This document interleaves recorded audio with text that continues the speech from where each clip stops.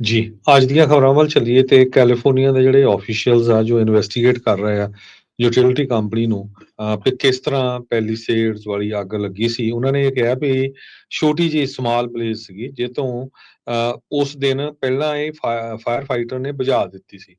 ਬਾਅਦ ਦੇ ਵਿੱਚ ਫਿਰ ਇਹ ਰੀਇਗਨਾਈਟ ਹੋ ਗਈ ਹੈਗੀ ਆ। ਇਹ ਲਾਸ ਐਂਜਲਸ ਟਾਈਮਜ਼ ਰਿਪੋਰਟ ਕਰ ਰਿਹਾ ਹੈਗਾ। ਬਾਅਦ ਦੇ ਵਿੱਚ ਜਦੋਂ ਇਹ ਅੱਗ ਅੱਗ ਨੈਚੁਰਲੀ ਉਦੋਂ ਸੈਂਟਾ ਐਨਾ ਵਿੰਡਸ ਬਹੁਤ ਤੇਜ਼ ਚੱਲੀਆਂ, ਜਿਹਦੇ ਨਾਲ ਹੁਣ ਤੱਕ 60 ਸਕੁਅਰ ਮਾਈਲ ਜੋ ਆ 155 ਸਕੁਅਰ ਕਿਲੋਮੀਟਰ ਆਪਾਂ ਕਹਿ ਸਕਦੇ ਹਾਂ, ਪੈਸੀਫਿਕ ਪੈਲੀਸੇਡਸ ਤੇ ਅਲਟਾਰੀਨਾ ਏਰੀਆ ਦੀ ਜਿਹੜੀ ਨੇਬਰਹੁੱਡ ਆ ਉਹਨੂੰ ਆਪਣੀ ਲਪੇਟ 'ਚ ਲੈ ਲਿਆ, ਜਿਹਦੇ ਨਾਲ ਹੁਣ ਤੱਕ 29 ਲੋਕ ਮਾਰੇ ਜਾ ਚੁੱਕੇ ਆ ਤੇ $250 ਬਿਲੀਅਨ ਦਾ ਜਿਹੜਾ ਨੁਕਸਾਨ ਹੋਊਗਾ ਇਸ ਅੱਗ ਦੇ ਨਾਲ।